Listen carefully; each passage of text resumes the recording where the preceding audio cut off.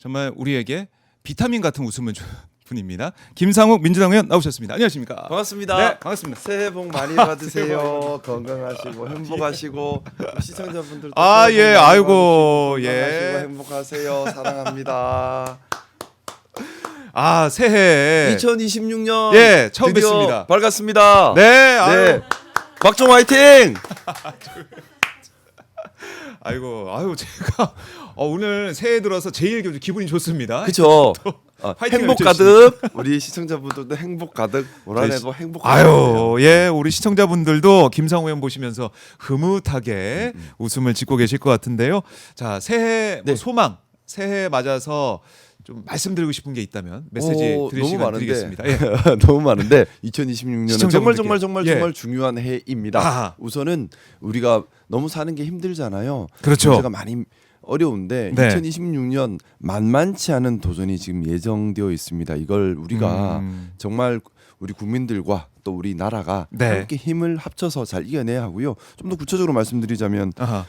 미국이 계속 심상치 않아요. 그러니까요. 거기다가 지금 웬일입니까? 국제 정세도 혼란스러운 데다가 네. 뭐 지정학적 분절화 제가 거기에 대한 위험을 계속해서 경고했는데 결국에는 국제 규범도 없고 국제 법도 없고 이제는 뭐 그냥 힘으로 다 하는 무시무시한 세상이 도래했습니다. 거기다가 미국이 엄청나게 달러를 풉니다. 올해는 맞아요. 양적 완화가 어마무시하게 일어날 것이고 동시에 세계의 투자 자본을 미국이 돈을 풀고 있음에도 불구하고 폭압적으로 끌어가는 이런 여기에서 나오는 여러 가지 경제적 부작용이 또 우려가 되고 네. 네. 잘 활용해야죠. 지금 대부분의 투자는 미국 AI 산업 위주로 일어나고 있고 여기에 우리나라도 중요한 또 역할을 하고 있지 않습니까? 네. 잘만 활용하면 우리 굉장히 큰 도움이 될 수도 있어요. 그리고 이제 AI 산업 대변환에 어떻게 보면 시금석 같은 해가 될 수 있는 해입니다. 또 중국과의 관계도 너무나 중요하고요. 또 중요한 2026년 지방선거도 있습니다.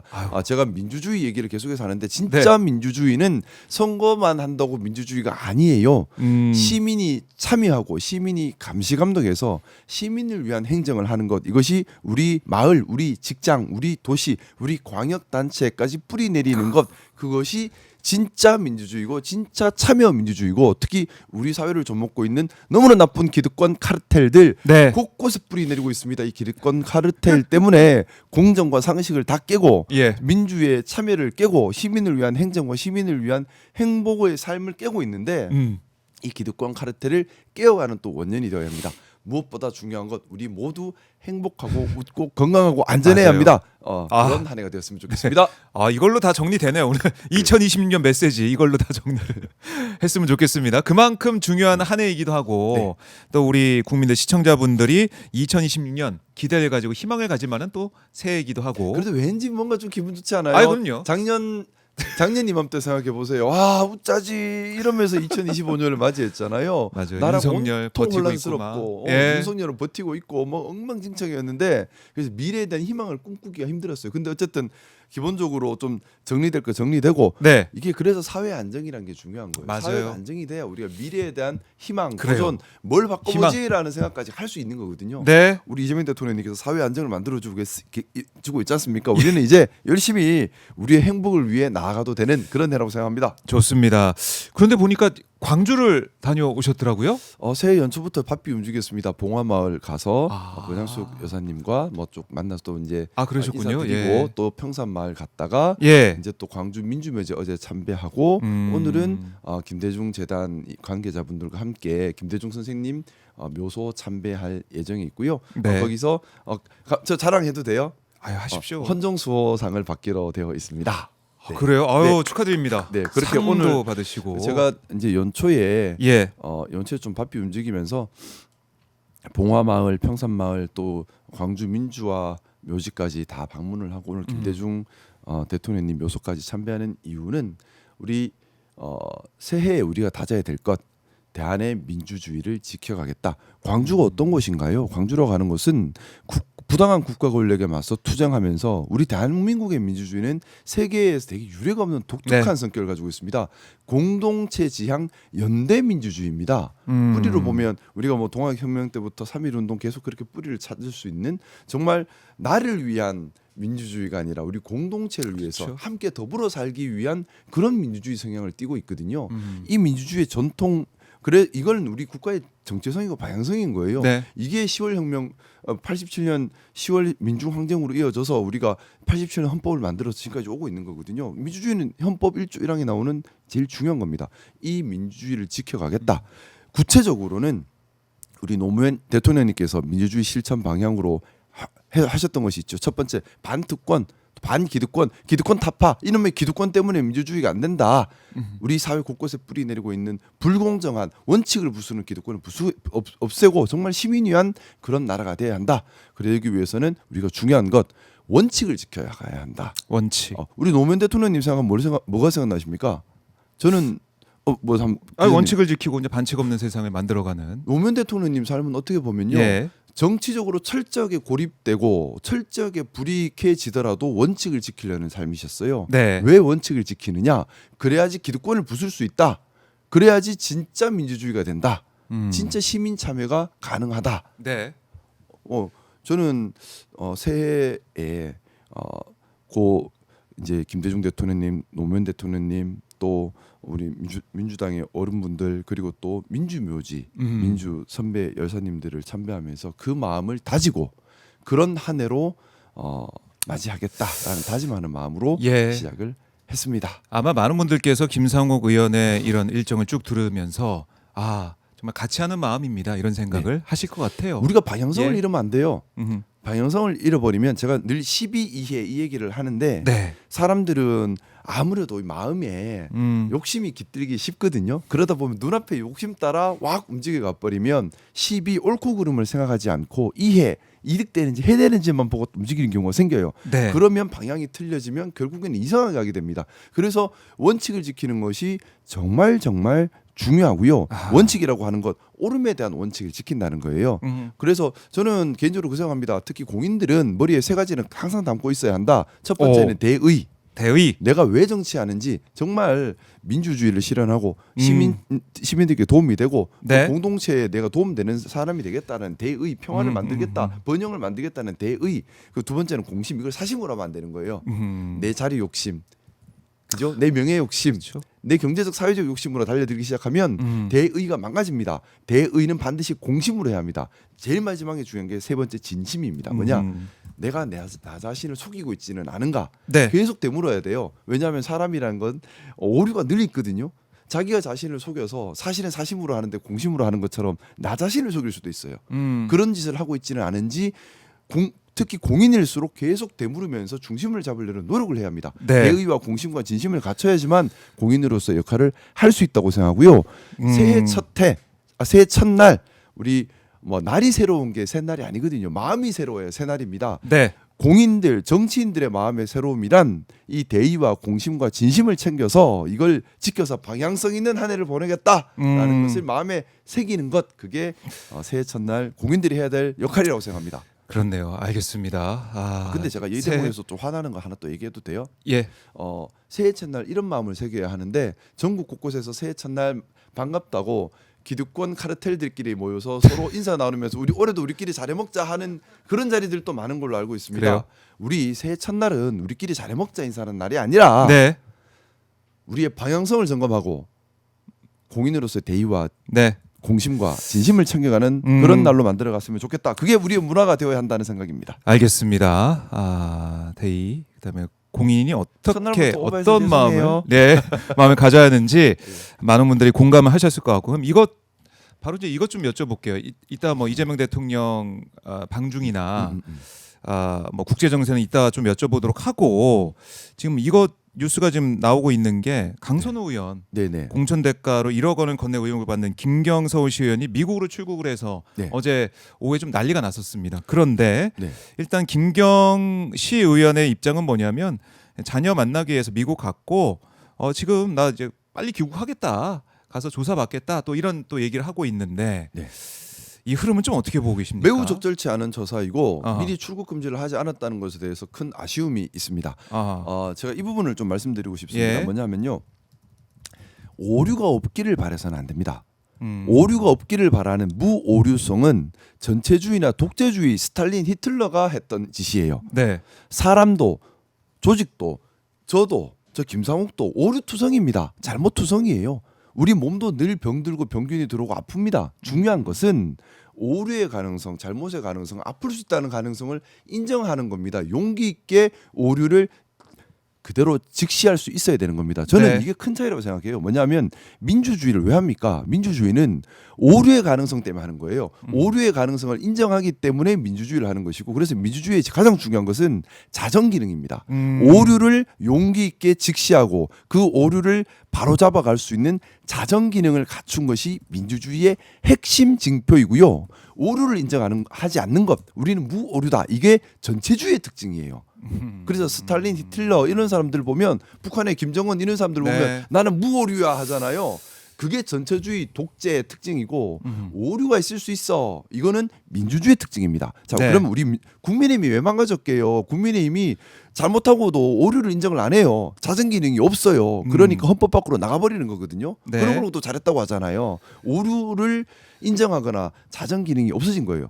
우리 민주당은 지금 용기를 내야 합니다. 어떤 용기를 내야 하냐면 민주주의의 원칙으로 돌아가야 되는 거예요. 민주주의의 원칙, 오류의 가능성을 인정하고 오류를 직시하고 이것을 우리 스스로 강력한 자정 기능으로 바로잡아 갈 수 있는 힘, 능력, 그런 겁니다. 자, 그러면 강선우 사태나 이런 문제를 볼 때도 예. 우리가 용기를 내고 문제를 직시해야 합니다. 뭐가 문제지? 자, 그럼 이걸 그다음 중요한 거, 어떻게 강력한 자정 기능으로 되돌릴 수 있지? 우리 몸에 병균이 들어오고 병든 거예요, 아픈 거예요. 네. 그러면 이걸 강한 면역 체계로 되살려야 되는 거잖아요. 저는 우리 민주당이 그럴 수 있다, 그럴 수 있는 힘이 있다 믿고 있고요. 그렇게 해야 하고 저부터 그렇게 하도록 노력하겠습니다. 그래서 이 사안에 대해서도 예. 김경에 대해서도 마찬가지로 당에서 윤리감찰단 왜 있습니까? 이런 거 엄격하게 먼저 조사하고 먼저 고발 조치하고, 그래서 네. 자정 기능이 강력하게 작동을 해야 한다는 생각이고요. 이렇게 출구가도록 내버려두면 안 되죠. 그러게요. 이거 출국했다는 이 소식 듣고 많은 분들이 놀라셨고, 이거 뭐 해외 도피 아니냐 이런 얘기까지 일각에서 해외 나왔었죠. 도피로 충분히 오해받을 수 있는 오해받을 일이고 수 있는 이렇게 사안이기도 그냥 하고. 풀어줘서는 안 된다 생각합니다. 자, 여기서 그 얘기를 해요. 네. 동료 간에 어떻게 그럴 수 있느냐? 아. 아닙니다.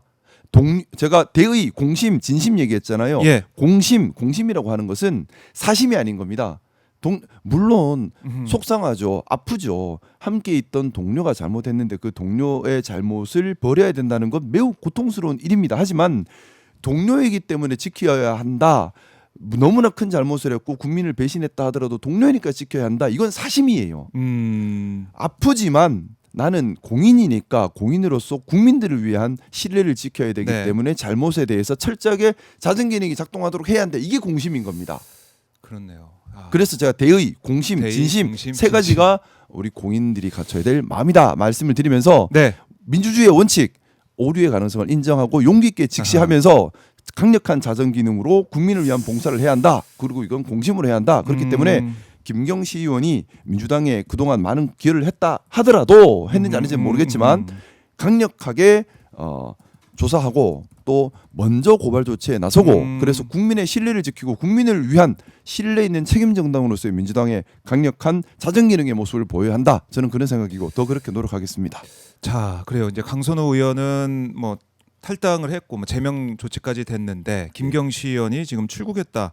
그리고 뭐 다시 들어오겠다고 했지만 네. 이 과정에서 아쉬운 부분 지적해 주셨고, 네. 김병기 이 의원 네네. 사실은 뭐 탈당해야 되는 게 아니야 이런 얘기도 있었는데, 네. 일단은 내 발로는 걸어 나가지 않겠다. 저는 뭐- 그게 뭐 나쁘다고 보지는 않습니다. 네. 정확한 조사가 먼저 돼야 되는 겁니다. 근데 이 조사를 할 때에 내 식구 감싸기가 돼서는 안 되는 거예요. 내 네. 식구 감싸기를 하는 순간에 국민들은 신뢰를 잃어버립니다. 그렇지 않겠습니까? 내 식구 마찬가지로 감싸기. 대의와 공심과 진심에 따라 해야 합니다. 자, 음. 요즘 좀 불미스러운 일들이 자꾸 터지니 우리 당원분들께서 많이 힘드실 거예요. 네. 정말 저도 깊은 송구함을 가지고 있고요. 이걸 바로잡아야겠다는 마음 누구보다 강합니다. 자, 근데 우리가 주눅들 필요는 없습니다. 왜 네. 주눅들 필요 없느냐? 말씀드렸던 것처럼 민주정당의 징표는 오류의 가능성을 인정을 하고 이 오류를 직시하고 이걸 강하게 자정 기능하는 것, 당원 중심으로 강한 자정 기능이 작동하고 있는 것, 이것이 민주정당의 지표입니다. 자, 그러면 이 대목에서 국민의힘과 확 비교되죠.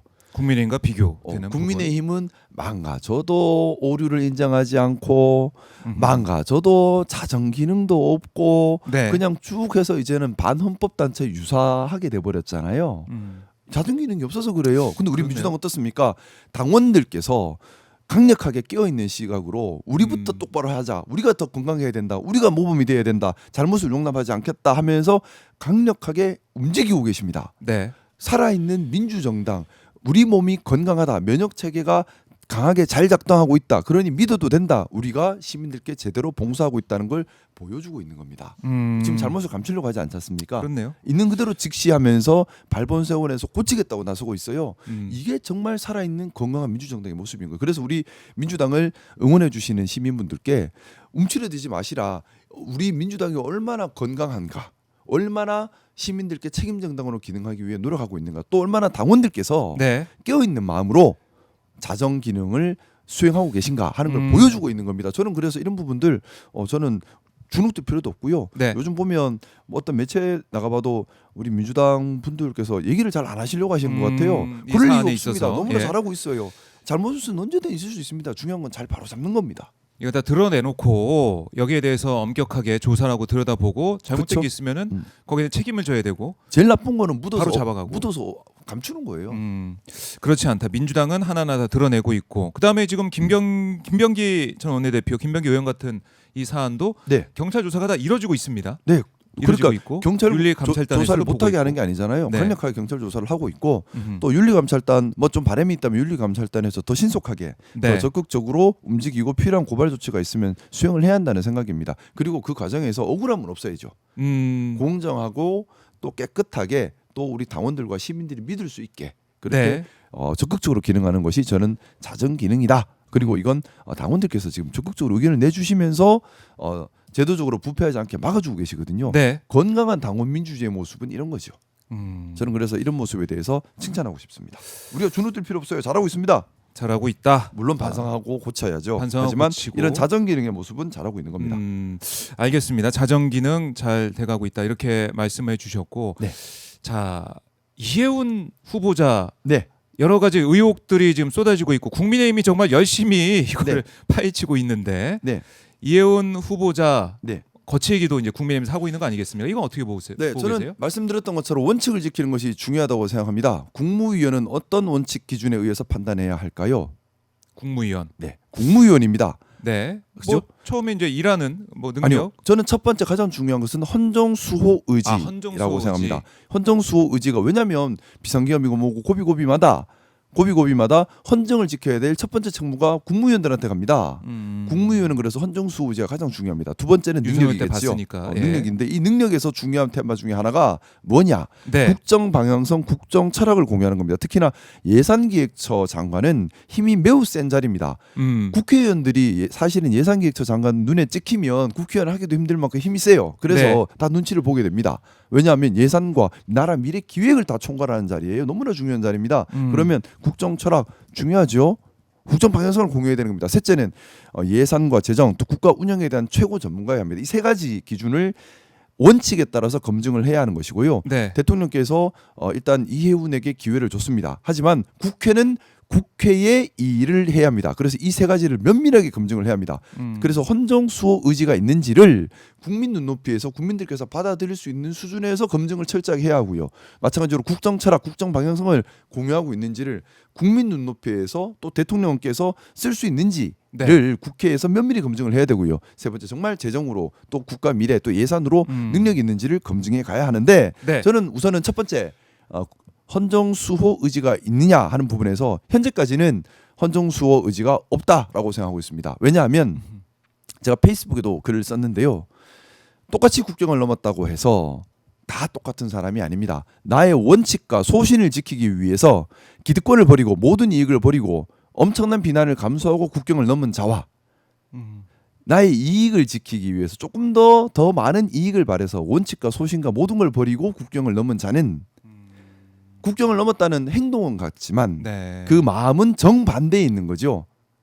원칙과 소신을 지키기 위해서 기득권을 버리고 국경을 넘은 자는 귀한 사람입니다. 하지만 네. 반대로 이익에 눈이 멀어서 모든 걸 지금까지의 모든 행적과 달리 움직였다. 이거는 비겁하고 위험한 사람일 수 있어요. 자, 그러면 단순히 반성을 한다. 저는 모르겠습니다. 제가 이해운 장관 후보자의 헌정수호 의지에 대해서 의심을 품는 것은 이분은 당협 원외 국민의힘 원외당협위원장이었습니다. 네, 그렇죠. 아시겠지만 원외당협위원장들은 대부분 윤석열에 대해서 그렇게 뭐 윤석열 윤어게인에 대해서 목소리를 거의 안 냈어요. 대부분 윤석열 탄핵을 해야 한다 쪽으로 많이 움직였었습니다. 그런데 이분은 원외당협위원장임에도 불구하고 세이브 코리아 집회 나가서 윤어게인을 외치고 백분 토론 가서 윤어게인을 외치고 뿐만 아니라 네. 장관 후보자로 지명되기 직전까지는 국민의힘 당협위원장으로서 활발하게 활동하면서 당원 교육까지 잡아놓은 사람이에요.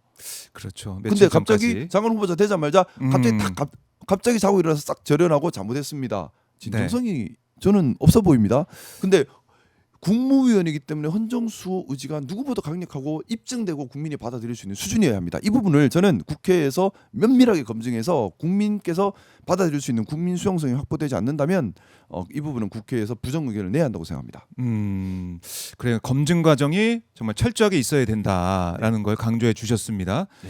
그래서 이제 인사청문회 과정이 뭐 뜨겁게 진행될 걸로 예상이 되는데 네. 하나하나 국민들이 지켜보는 그 네. 시간이 돼야 된다. 그래서 그렇죠. 다시 말씀드리지만 겉보기와 같다고 같은 게 아니에요. 음흠. 중요한 것은 정말 진정성 있게 네, 그렇네요. 이 헌정수호 의지가 있는지를 검증해야 한다고 생각합니다. 검증해야 된다. 네. 알겠습니다. 뜨거운 이제 이 사안 현안에 대해서 잠깐 뭐 짚어봤고 네. 다시 좀 돌아와서 이재명 대통령이 9년 만에 중국 국빈 방문을 했습니다. 네. 쭉 영상도 보시고 보도도 보셨을 것 같은데 총평 느낀 점 있다면 역시 외교 천재다. 역시 외교 천재. 외교 천재다. 외교 천재다. 참 잘한다. 너무 잘하신다 우리 대통령님. 저 또 한 번 감탄했고요. 감탄하셨군요. 반대로 여쭤볼게요. 예, 우리가 중국에서 지금 얻어낼 수 있는 게 뭐가 있을까요? 중국에서 얻어낼 수 있는 거 뭐 여러 가지로 한한령 얘기도 이제 나오고 있는 상황이고. 자, 한한령 얘기 나오는데 예. 중국 입장에서 우리 대한민국의 문화가 반가울까요? 안 반가울까요? 문화가요? 반갑지 않을까요? 저는? 중국 입장에서는 예? 대한민국의 문화가 가장 큰 위협입니다. 위협이라고요? 왜요? 자, 우리 대한민국의 문화는 예. 보셔요. 시민들이 민주주의를 쟁취해가는 과정 속에서 만들어진 문화입니다. 그런 면에서 그래서 예. 광주 항쟁, 또 10월 항쟁, 촛불 혁명, 비세 혁명 이런 것들이 문화에 녹아 있습니다. 자, 근데 중국은 어떤 나라인가요? 중국과 지금의 중국과 가장 닮아 있는 과거 우리나라 정권은 어딘 것 같아요? 뭐 박정희 정권, 뭐 박정희 아니겠습니까? 정권이나 전두환 정권하고 예. 가장 비슷하죠. 전체주의 국가죠. 자, 그러면 중국 입장에서는 예. 우리 대한민국의 K 컬처가 확대되면 체제 위협이 되는 거예요. 그러다 보니까 사실은 예. 전면적인 한한령 해제라고 하는 것은 중국 입장에서 할 수가 없어요. 무서워요.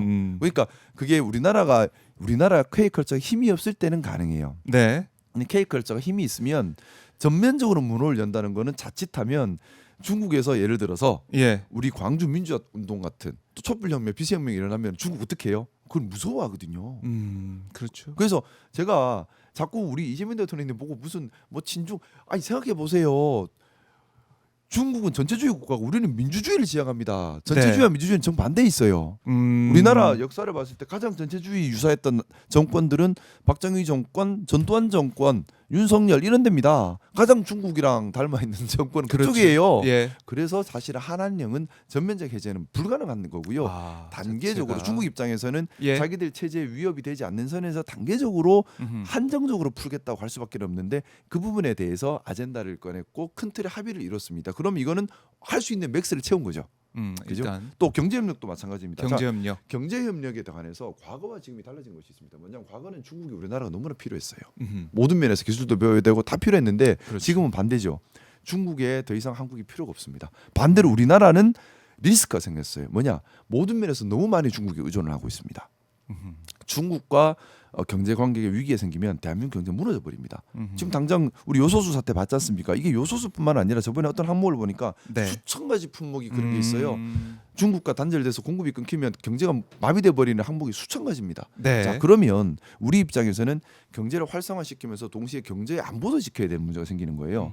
활성화만 좋은 것이 아니라 동시에 경제 안보도 지켜야 되는 두 가지를 같이 해야 됩니다. 네. 전면적 개방이 아니라 영리하게 취할 건 취하고 막을 건 막고 하는 치밀한 계산이 필요하고요. 중국도 마찬가지 그런 생각들을 할 수도 있겠죠. 중국은 도리어 문 다 열어라 할 수도 있어요. 예전에 우리가 문 다 열어라 했는데 이제 입장이 좀 바뀌었어요.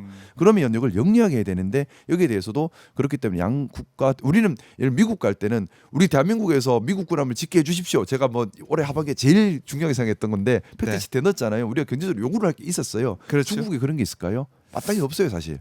그렇기 때문에 방어를 잘하면서 우리한테 도움되는 항목을 열어가는 세밀한 조율이 참 중요하거든요. 그걸 하시고 오신 거고요. 그리고 또 제일 중요하게 제가 또 재밌게 봤던 것은 시진핑 사실 얼마나 바쁘겠어요. 그리고 또 미국과 중국이 대결 구도죠. 우리는 이 안에서 정말 유연하게 외교를 잘해야 되는데 외교가 정말 필요한 딱 시기예요. 그러면 사실은 우리 이재명 대통령님과 시진핑이 대놓고 친한 척을 할 수가 있을까요? 그러면 트럼프 가만 있을까? 또 이게 복잡한 거예요. 근데 우리 김혜경 여사님께서 그 어려운 점을 너무나 잘 해주고 계신 거예요. 풍리위안과 함께 풍리위안 맞나? 이름도 맞아요. 어려워. 손꼭 잡고 팬이에요. 팬이에요. 그러면 아무래도 풍리위안은 좀 덜 이런 그 정치적 그럼요. 민감도 예, 좀 예. 폭이 더 있거든요. 맞아요. 전 두 분 친하게 지내면 좋겠어요. 아. 두 분 친하게 지내면 중국은 잘 관리해야 할 대상입니다. 그러면 관리를 한 해야 라인이 되는. 있어야죠. 아. 제일 좋은 한 라인이지. 저는 그렇네요. 너무 그게 좋아요. 예, 오, 그럼 외교적으로도 참 중요한 수를 둔 것 같다.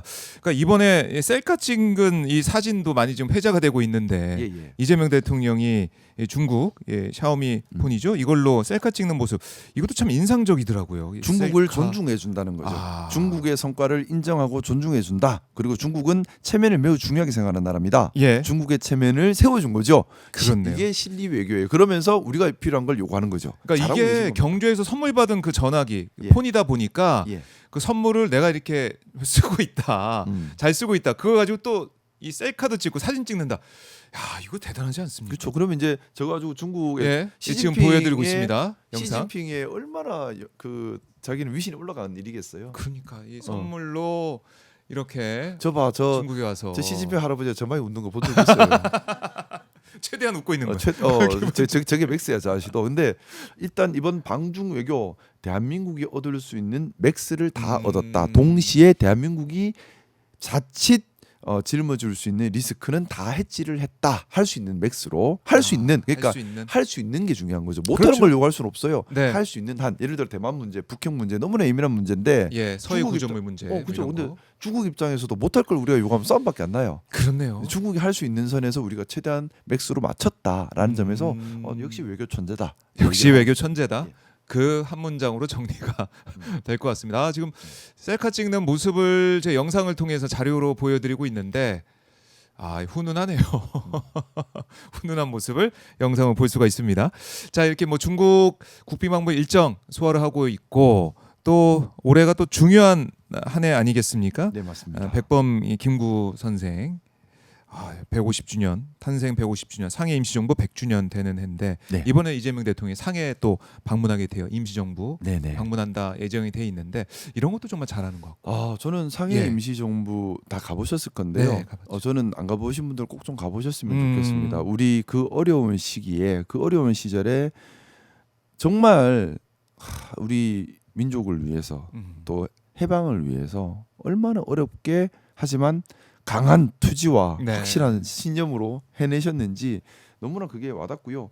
근데 이런 우리의 자랑스러운 우리의 역사를 굳이 부인하고 굳이 사대로 가려는 사람들이 있어요. 이 베네수엘라 침공한 이후에 재미난 거 못 보셨어요? 뭐 어떤 거요? 사대주의자들이 또 활개를 칩니다. 사대주의자들은 힘을 추종하는 특징이 있어요. 네. 원칙도 모르겠고 도덕도 모르겠고 옳고 그름도 모르겠다. 힘이 최고야 하는 게 힘이 사대주의자들 특징이고 사대주의자들 특징이 그래서 힘센 사람 앞에는 바로 무릎 꿇고 형님 하고 힘 약하면 막 짓밟고 이러거든요. 근데 바로 그러잖아요. 예. 사실은 어떻습니까? 트럼프가 베네수엘라를 침공한 거 명백한 국제법 위반에 또 유엔 헌장 위반에 미국 자체적으로도 미국 헌법 위반입니다. 네. 사실은 이거는 너무나 무도한 일이고 이걸로 인해서 결국 러시아, 중국처럼 힘에 기대서 남의 나라를 함부로 하려는 나라들이 좋은 명분을 얻었고 이제 우리가 그동안 평화의 전제가 되었던 국제규범이 송두리째 무너지는 심각한 그럼요. 위기를 낳은 일인데 근데 힘을 추종하는 사대주의자들은 와 트럼프 형 하면서 트럼프 그거 봐 형. 트럼프 형 이러고 있거든요.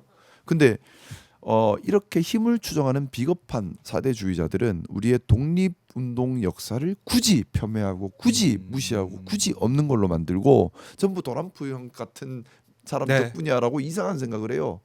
저는 그래서 그 점. 우리 상해 임시정부를 방문하면서 음. 힘에 굴복하는 것이 아니라 네. 어렵지만 옳음을 추구하고 원칙을 지키고 민족을 사랑했던 우리 선조들의 모습을 뜻깊게 기리고 그 뜻을 계속 이어가는 것 우리 후손들의 중요한 몫이라고 생각합니다.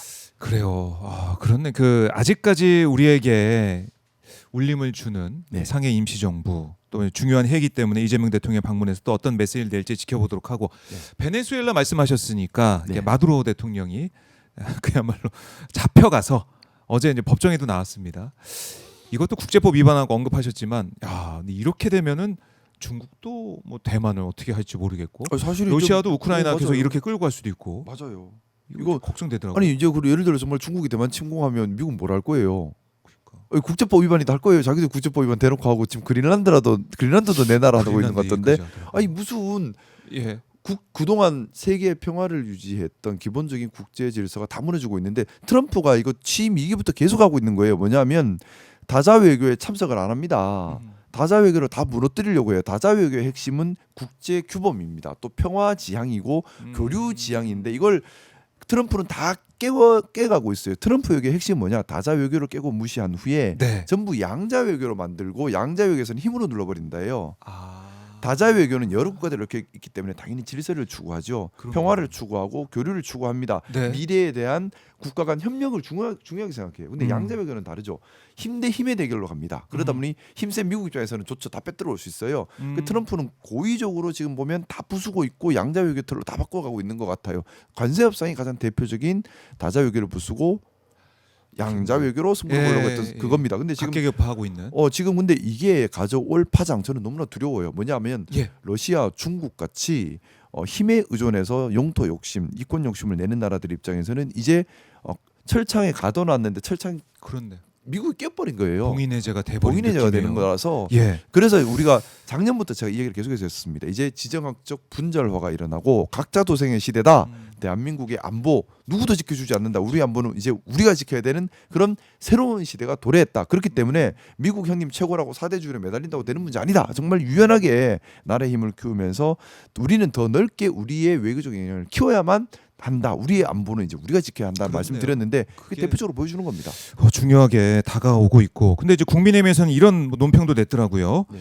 지금 이제 베네수엘라 이 모습, 마두로 대통령 잡혀가는 모습, 납치당했다고 마두로 대통령이 계속 얘기를 하고 있는데 우리도 베네수엘라와 같은 길로 접어들 수 있다라는 논평을. 아 그게 정당이 할 말이에요. 아이고 진짜. 이거 깜짝 아니 놀랐습니다. 그게 결국은 협박하는 거잖아. 예. 우리는 트럼프 형 이거 제가 비겁한 사대주의 얘기, 힘에 대한 맹종 얘기했는데 딱 그 모습을 보이는 거잖아요. 국제 규범 모르겠고 질서 모르겠고 평화 모르겠고 다 모르겠고. 아이고 트럼프 형 힘 세네. 트럼프 형 최고 만만세. 트럼프 형 우리 뭐 형이 하라는 대로 돈 갖다 주면 돈 갖다 주고 뭐든 다 할 테니까 우리 좀 예쁘게 봐줘라는 말이 숨어 있는 것처럼 해석되지 않나요? 그러니까요. 거기다가 나경원 의원도 이렇게 얘기를 했어요. SNS에 미국의 베네수엘라 공습 마두로 체포 소식은 대한민국이 가야 할 길과 가지 말아야 할 길을 보여주는 이정표다. 그러면 좀 묻고 싶어요. 그러면 가야 할 길이 뭐예요? 미국이 돈 달라면 다 주고 미국이 한번 다 해야 되는 게 가야 할 길이에요? 그거 아니잖아. 우리 국익을 우리가 안 지키면은 네. 나라가 국민의 국익을 안 지키고 나라가 국민의 안전을 안 지키면 그게 나라예요? 그렇죠. 미국이 해달라는 대로 다 해줘? 말도 안 되는 얘기죠. 이거는 무슨 이제 이런 파장이 사대주의적인 큽니다. 그리고 이게 그러니까는 힘을 맹종하는 사람들의 특징이 비겁함이에요. 지금 국민의힘의 가치 지향이 보입니까? 네. 나라 사랑, 국민 사랑이 보입니까? 아하. 올바름을 추구하겠다는 게 보입니까? 예. 힘에 대한 지향, 사대만 보이고 있어요. 그러니 옳고 그름도 없고 우리의 자랑스러운 독립운동 역사도 인정을 안 하려고 하는. 이건 이렇게 이 국제 정세를 이렇게 해석하는 모습 국민들이 다 지켜보고 있다는 생각이 들고요. 네. 자, 이 얘기도 좀 해보겠습니다. 윤석열 이번 주에 이제 내란 재판이 마무리가 되죠. 네네. 9일 이제 마무리가 되는 수순인데 네. 내란 특검이 오는 8일 구형량 회의를 한다고 하기도 하고 네. 어떻게 구형은 예상하십니까? 딱 두 개밖에 없는 거 아니에요? 저는 사형으로 생각하고 있습니다. 사형. 이유는 뭐 사형 집행은 별개의 문제겠지만 구형은 이미 그리고 사형 선고한 예도 있잖아요. 예전에 전두환 때. 그러면은 구형도 사형, 재판 결과도 선고도 사형이 나와야 된다 이렇게 보시는 거군요. 그게 법적 안정성과 법의 해석에는 맞는 원칙적인 구형과 선고형이라고 생각합니다. 네.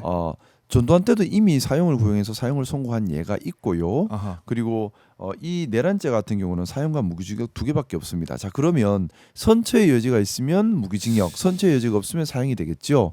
자, 선처의 여지의 핵심은 진정한 반성을 하고 있는가? 자, 진정한 반성을 했나요? 그렇지 않죠. 그러면 이미 답 나온 거예요. 음. 선처의 여지가 없는데 그러면 사형 가야죠.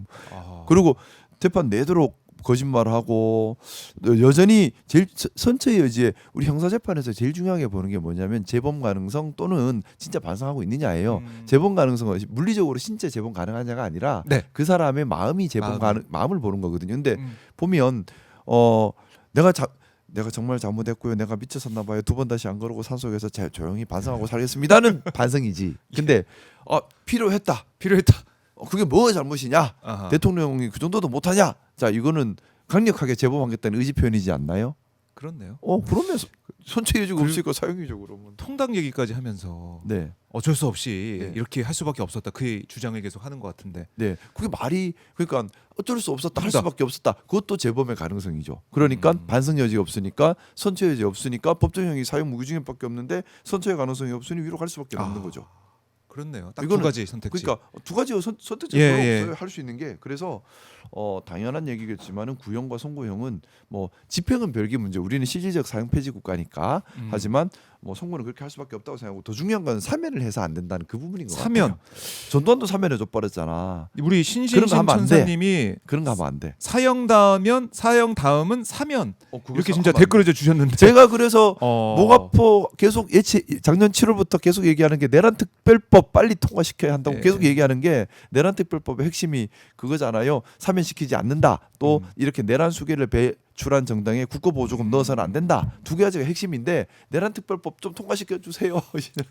그러니까 사형 다음이 사면이 될까봐 우리가 네. 이제 전례를 봤기 때문에 이런 걱정을 벌써부터 하고 계신 거예요. 예. 사형 뭐 구형 사형 선고 뭐 그럴 수밖에 없는 이 재판 과정을 우리가 봤지만은 네. 나중에 또 사면되고 뭐 이게 국민 대통합 차원에서 사면되는 게 아니냐 뭐 이런 식의. 근데 지금 우려? 내란 특별법을 빨리 통과시켜야 되는 게 선고한 이후에 선고 얼마 안 남았으니 또 문제긴 하다. 이게 소급 입법 금지의 원칙이라는 법의 대원칙이 있습니다. 재형법정주의 원칙인데 네. 그렇기 때문에 뭐든 간에 선고 전에 다 법률 준비가 끝나야 돼요.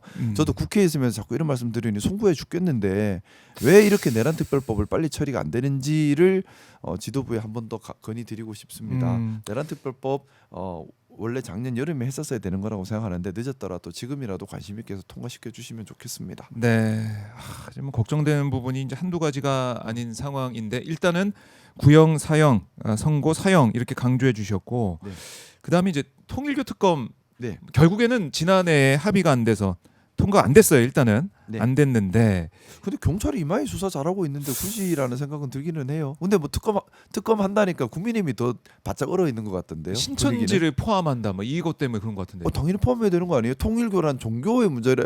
종교, 종교가 문제가 아니라 정교 통일교가 하고 있는 행실이 문제인 거잖아요. 그럼 네. 통일교처럼 똑같은 행실을 하는 데는 같이 조사해야지. 그렇지 않나요? 그렇네요. 도리어 통일교라는 종교만 특정을 하면 그게 더 문제죠. 왜 통일교는- 특정 종교를 대상으로 종교 탄압을 해? 그건 문제인데 그게 아니라 통일교의 행실이 문제인 거잖아요. 네. 반헌법적이고 불법적인 행실을 했으니 조사하겠다. 그럼 같은 행실을 한 종교 단체는 같이 조사를 해야지. 그럼 신천지 넣어야지 당연히. 그게 법의 평등함이지 않아요? 그렇네요. 똑같은 행실을 했는데 누구는 조사하고 누구는 빼주는 게 어디 있어? 당연히 넣어야지. 그래요. 알겠습니다. 예, 딱 한마디로 정리가 되는 것 같고 네. 그다음에 국민의힘 상황을 지금 보면은 네. 이번에 단계 관련해 가지고 지금 당무감사위가 윤리에 넘겼어요. 그러니까 또 네네. 윤리 또 바로 또 구성이 되대요. 음. 그러니까 한동훈 전 대표를 향한 국민의힘의 이제 발빠른 움직임이 포착이 되고 있는데 네. 이거 어떻게 또 관전을 하고 계십니까?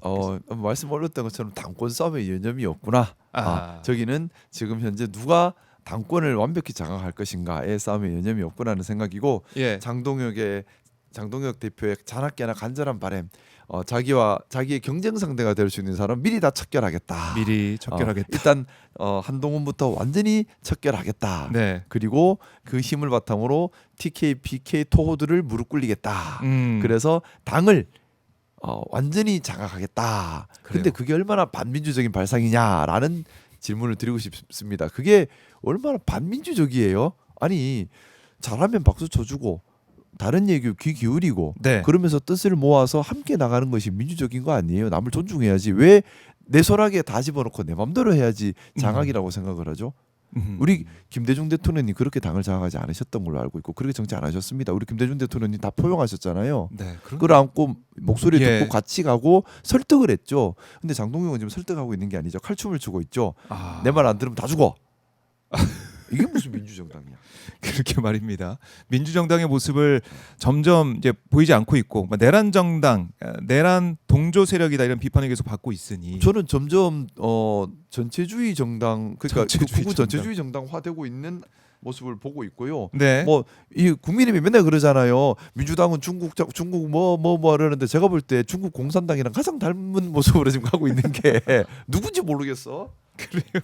그렇지 않아요? 예. 어. 그렇네요. 지금 다 이제 찍어내기를 하고 있는 상황이고 우리 민주당은 그러잖아요. 지금 철저하게 자정 기능을 작동시켜서 아무리 높은 직에 있다 하더라도 잘못되면 당원 중심 자정 기능으로 바로 잡아가면서 다 공개하고 오픈하고 그렇네요. 이렇게 그리고 다양한 목소리 존중하고 이러고 하고 있잖아요. 이게 민주정당의 모습이어야 돼요. 네. 불협화음이 있다 손치더라도 그게 맞아요. 그러니까 이 우려되는 지점, 그 레드팀 역할을 하는 네. 사실상 뭐 김상우 의원님의 목소리 이런 것들도 다 자유롭게 힘들어요. 나 맨날 레드팀이야. 레드팀으로. 아 어쩔 수 없습니다. 아 그런데 지금 한동훈 전 대표 이런 또 얘기를 했네요. 나를 찍어내려고 여러 가지 무리하게 하지 않냐. 조작 감사로 저를 제거할 수 있으면 한번 해보라. 뭐 이런 얘기를 했다고 하는데, 근데 뭐 단계 논란이라고 우리 얘기하고 있지만 당원 게시판에 이 글 쓴 거 네. IP가 똑같은 IP 근데 두 개로 한동훈 쓴 거, 대표도 좀 이것도 확인됐는데. 좀 그런 게 예. 잘못한 건 제가 왜 본인이 자꾸 무오류성으로 가려고 해요? 사람 여기도 누구나 오류가 있어요. 저 김상욱도 오류투성이고 하자투성이에요. 그냥 네. 잘못했으면 잘못했다 하면 돼요. 잘못하고 안 그렇게 이제 더 잘할게 하면 되지. 왜 자꾸 나 아니거든 다 드러났는데 나 아니거든 하고 논 좀 흐리고 이러면 예. 얼마나 용기 없는 모습이에요. 잘못을 직시하고 인정할 수 있는 것이 가장 용기 있는 모습이라고 생각합니다. 네. 그리고 그게 안 보이네요, 진짜 한동훈 전 대표. 그리고 진짜 근데 보면 사과하지 한동훈에서는 그게 안 보이고 예. 장동혁 보면서 정말 보면 와 좀 너무 칼춤 춘다 생각 들지 않아요? 근데 칼춤. 저는 이 대목에서 우리 김대중 대통령님 생각이 자꾸 더 나요. 오늘 좀 이따가 이제 묘소 참배할 예정인데 네. 본인을 죽이려고 했던 사람까지도 용서하시고 포용하시고 그리고 근데 그 용서와 포용의 방향성은 그것이 나라에 도움이 되고 국민들께 도움이 된다면 대의로 네. 공심으로 진심으로 나라의 통합을 바라셨던 보수주의자는 나라의 통합과 안정을 정말 중요하게 생각해요. 또 원칙을 지키는 걸 정말 중요하게 생각해요. 네. 제가 이 대목에서 묻고 싶습니다. 국민의힘이 무슨 보수당이에요? 원칙도 없고 통합도 없고 안정도 없어요. 반면에 우리 김대중 대통령님 자신을 죽이려고 했던 사람까지도 통합을 했습니다. 네. 포용을 하고 설득을 했습니다. 또 우리 노무현 대통령님 정치적으로 철저하게 고립되고 완전히 홀로 남고 혼자 그 파도를 다 맞으시면서도 원칙을 지키려고 했어요. 누가 진짜 보수주의자죠? 누가 진짜 보수의 전통을 잇고 있죠? 국민의힘은 보수당이 아니라고 생각합니다. 그래요. 이 보수당이 아니라고 이게 지적을 해주셨고 장동혁 대표가 결국에는 자기 당권 이제 강화에만 힘쓰는 모습 이렇게도 말씀하고 계신데 이런 가운데 주호영 이제 국회 부의장 국민의힘 최다선이죠. 주호영 국회 부의장이 국민의힘 지지율 낮은 건 우리 당 책임이다. 지리멸렬 내부 싸움박질 하고 있다. 그리고 장동혁 이제 쇄신안 뭐 이런 것들이 지선 앞에 쇄신 마지막 기회인데 네. 민심을 따라야 된다. 이렇게 그리고 통합 걸림돌 치우겠다. 크게 보고 가야 된다. 나중에 혼자 남는다. 이렇게 장동혁 대표의 겨냥한 발언을 오늘 한 인터뷰에서 계속 쏟아냈네요. 근데 역시나 진정성은 없어요. 진정성 없다. 진정성이 있었다면 왜 지금 와서 얘기해요? 원칙을 얘기할 수 있었던 시간이 1년 넘어 있었습니다. 그때까지 침묵하고 원칙을 얘기하는 자를 축출을 하는데 관심이 있었던 사람이 지금 와서 갑자기 무슨 원칙주의자처럼 고고한 척 얘기하면 자, 저 얘기 할 수 있어요. 필요한 얘기죠. 전제가 있죠. 지난 자신의 잘못에 대해서 직시하고 자신의 오류를 직시하고 국민들과 당원들에게 진정으로 사과한 후에 해야 되는 네. 얘기예요. 그렇네요. 그게 선우가 맞는 거예요. 사과 없이 갑자기 고고한 척 나는 아니었어 하면 이거는 속이는 거죠. 그러니까 주호영 의원도 그렇고 윤한홍 의원도 뭐 찐윤이라고 불렸던 윤한홍 의원도 제대로 사과한 적 있어요? 의대 정원 그 얘기 막 마치 뭐 자기는 욕 먹었다 아니었던 뭐 이렇게 것처럼 하면서 예. 유체이탈 하면 그건 비겁함이고 속이는 이제서야 전 다른 건 모르겠고 주호영 부의장이 필리버스터 할 때 사회란 좀 봤으면 좋겠다는 생각도 드는데 그거는 막교대하는 의장단 모습을 보면서 우원식 맞아요. 의장이나 이하경 부의장 얼마나 고생이 많습니까? 그러니까 우리 국민들께서 예, 이런 부분들을 끼어있는 시각으로 잘 보셔야 됩니다. 제가 계속해서 말씀드리지만 예, 겉이 똑같다고 속이 같은 게 아니에요. 겉이 같다고 속이 같은 게 아니에요. 음. 속을 봐야 됩니다. 속을 속을. 봐서 제가 아까 말씀드렸잖아요. 원칙과 소신을 지키기 위해서 기득권을 버린 자와 이익을 따라 담타 넘은 자는 다르다고. 네. 자, 주호영 부의장님께서 하시는 이 말씀이 원칙과 소신을 지키기 위해서 바른 보수의 길을 향해 하시는 말씀인지 아니면 자신의 이익을 위해서 사모포시 담을 타넘은 건지 어떤 모습이죠? 글쎄 후자에 가깝다 생각이 들어요. 그러니까 예. 장동혁 그러면 안 돼라는 겉모습은 같아요. 하지만 원칙과 소신을 지키기 위해 기득권을 버리고 바름을 추구하면서 장동혁 잘못됐어요 하는 것과 그냥 사실은 거기 그쪽에 막 하다가 오케이, 여기 이게 더 있으면서? 이익이 될 것 같으니까 살포시 넘어와서 그러면 안 되라고 하는 것이 어떻게 같을 수 있냐는 거죠. 다르다는 거예요. 그렇네요. 그걸 우리 국민들이 정말 지혜롭게 봐야 된다라는 말씀을 하셨고 네네. 그리고 사실 지금 약간 좀 주춤한 것 같은데 쿠팡 사태에 대해서 네네. 국회에서 상임위 연석회의도 있었고 하지만은 이게 약간 좀 식은 게 아닌가. 그러니까 쿠팡 사태가 제대로 정리가 안 됐는데 네. 국민의 관심에서 좀 멀어질까봐 걱정되는 부분도 있어요. 새해 들어서 네, 어떻게 사실 됩니까? 우리가 너무 많은 이슈가 있다 보니까 근데 어떤 사안을 해결하려고 하면 시간이 필요하거든요. 지속적인 관심이 반드시 있어야 합니다. 그렇죠. 우리 뭐 쿠팡 사건 얘기하기 전에 이것만 짧게 얘기하고 예. 우리 제주항공 이제 12.29 여객기 참사도 마찬가지였어요. 처음 터졌을 때는 와 했다가 그 이후에 우리 유가족들이 얼마나 힘든 시간을 보냈습니까? 왜냐하면 국민들의 관심에서 멀어지면서 사고조사위원회 법 바꾸는데 12월 돼야 겨우 상임위 통과를 하는 한 1년 시간을 네. 너무나 힘들게 유가족들만 투쟁하는 시간이 갔거든요. 우리가 그래서 어떤 사안이든 시간이 지났다고 함부로 잊지 말서는 안 된다. 우리가 꼭 기억할 건 기억해야 된다. 그래야지 변화까지 이어진다는 얘기를 드리고 싶고 쿠팡 사태도 마찬가지입니다. 제가 사실 좀 너무 화나죠. 어떻게 우리나라에서 자란 기업이 또 우리나라 사람이 만든 기업이 이렇게 할 수 있느냐. 특히나 미국의 외세까지 동원해서 자기를 비겁하게 지키려고 하는 모습까지 보였잖아요. 너무나 나쁘죠. 근데 중요한 건 비난과 비판에 그쳐서는 안 되고 어떻게 대안을 마련할까까지 가야 되고 쿠팡 사태에 대해서도 이런 본질적 논의가 계속되어야 한다고 생각합니다. 관련해서는 우리가 진짜 여러 가지를 같이 봐야 돼요. 제일 중요한 것은 공적 기능을 수행하는 네. 기업은 공적 책임을 지도록 해야 한다는 거예요. 지금 쿠팡이라는 회사에 공적 기능을 수행하고 있어요. 혼자 네. 그냥 하는 플랫폼 회사가 아니에요. 이 플랫폼 회사에 정말 많은 대한민국 국민들, 소상공인들이 기대서 살고 있어요. 맞아요. 예, 이게 생계가 달려 있어요. 생계가 지금 마련돼 있는 상황이기도 하고 생태계를 독점하고 있는 거거든요. 예. 그럼 이 공적 기능을 하고 있는 거니까 공적 책임을 부과할 수 있어야 합니다. 또 공적 관리가 가능해야 해요.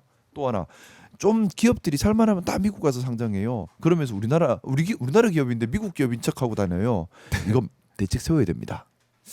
그러니까 이걸 어떻게 슬기롭게 풀어갈 수 있을지 이걸 좀 봐야 될 것 같고 이거 보면은 범킴 뭐 이런 사람들이 절대 청문회 안 나오는 모습. 그다음에 로저스 대표가 나와가지고 뭐 책상도 치고 뭐 국회 이제 권능을 국민의 대표 기관을 미국 믿고 그러는 거예요. 자, 막연한 4대의 결과는 이런 겁니다.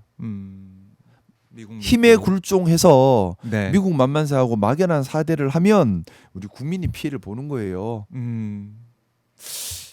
막연한 4대의 결과예요. 이것도 얼마나 미국에서 에헴하면 다 된다고 생각해서 이러는 거잖아요. 국회도 무시하고 네. 국민의 뜻도 무시하고.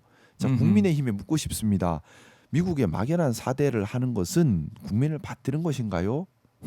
국민을 무시하는 건가요? 네. 힘에 대한 막연한 비겁한 굴종 더 이상은 그렇게 돼서는 안 되고 우리나라가 힘이 있도록 또 나라가 존재하는 이유는 국민을 보호하고 지키고 더 번영하고 행복하고 존중감 느끼고 살게 해주기 위한 거잖아요. 그렇네요. 그 역할을 현명하게 잘 하도록 나가야 합니다. 외교의 유연성을 바탕으로. 외교의 유연성을 바탕으로 현명하게 해 가야 되고 이게 다 어떻게 보면 맞물려 있다라는 생각도 들고 그렇죠. 이번 일을 계기로 이 쿠팡 사태 이게 비단 정보 유출 그 문제뿐만이 아니고 네네. 노동자들이 네. 목숨을 잃고 이런 상황들까지 어떻게 다 해결할 것이냐 네. 이거는 관심을 끊으면 안 될 것 같고요. 그리고 계속 얘기해야 될것 대통령님께서 같아요. 저는 너무 잘 하고 계시다고 생각해요. 사실 베네수엘라 사태에 대해서도 저는 일개 국회의원에 불과하니 틀린 거다라고 목소리를 내야 되겠지만 대통령께서는 또 수위 조절을 유연하게 잘하고 계세요. 민주주의 예 말씀하시고 그러니까 이제 예. 미국이 잘못했다라고 딱 지금 얘기하면 안 되거든요. 사실 대통령께서는 그걸 정말 수위 조절 잘하고 유연하게 대응하고 계세요. 저는 그래서 우리 대통령님께서 정말 책임 있게 유연하게 외교를 잘 풀고 가고 계시다 말씀을 한 번 더 드리고 네. 잘할 때는 박수 쳐줍시다. 얼마나 잘하세요. 박수. 죄송해요. 이거 또 누가 또 뭐라 할라. 근데 잘하는 건 박수 쳐줘야지. 잘하는 사람도 재미가 나고 신이 나지.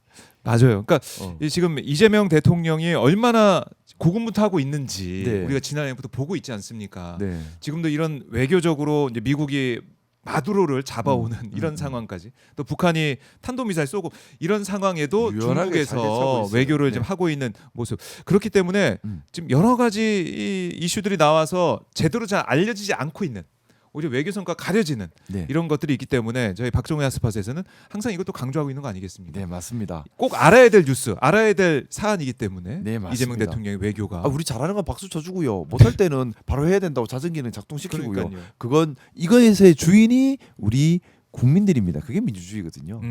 그죠? 그래서 잘할 때는 박수 쳐주셔요. 잘할 때는 박수를 쳐주는 게 중요하다. 네, 네. 이런 거 다시 한번 강조를 보너스도 줘야지 박수로. 박수 보너스. 박수 보너스 줘야 된다. 자, 이재명 대통령이 시진핑 주석이 선물로 줬던 샤오미폰 셀카 찍은 다음에 덕분에 인생샷을 건졌다. 이런 얘기도 했다고 하는데 그래도 그렇다 인생샷 건졌습니다. 그래도 셀카 한 장. 우리 산업도 좀 우리가 보호를 하면서 근데 참 대통령님께서 센스가 있다. 정말 시진핑 뭐 정말 시진핑의 환심을 사기 위해서 우리가 국가적으로 큰 양보를 해야 될 수도 있잖아요. 근데 그런 것 없이 사진 한 방으로 넘어간 거잖아. 너무 사진 한 방을 보고 너무 그럴 수도 너무 있겠네요. 그러니까 만약에 윤석열이었다면 아마 반대로 했겠죠. 거기 이런 가서. 모습이 없었겠죠. 이게 만나러 가고 이런 게 없었겠죠. 그러니까 생각해서 반대로 했다면 굳이 우리나라 국산폰으로 사진 찍고 난 다음에 기분 나쁘게 해서 실질적으로 많은 걸 내주고 또 오면 뭐 하는 거예요, 그죠? 그거는 외교가 아니죠, 그거는. 그거는 네. 그러면서 와서 나는 애국주의자입니다 하면 그거는 국민을 속이는 짓이거든요. 근데 샤오미 폰으로 딱 하면서 딱 띄워주고 대신 우리 실리치하고 정말 영리하세요. 저는 그 생각이 들어요. 예. 김대중 대통령님은 정말 큰 어른이셨고 품이 큰 어른이셨고 예. 노무현 대통령님은 정말 용감한 원칙주의자셨고 우리 이재명 대통령님은 정말 영리한 실용주의자다. 영리한 실용주의자다. 그렇게 생각합니다. 그 표현도 많은 분들이 공감하실 것 같아요. 네네.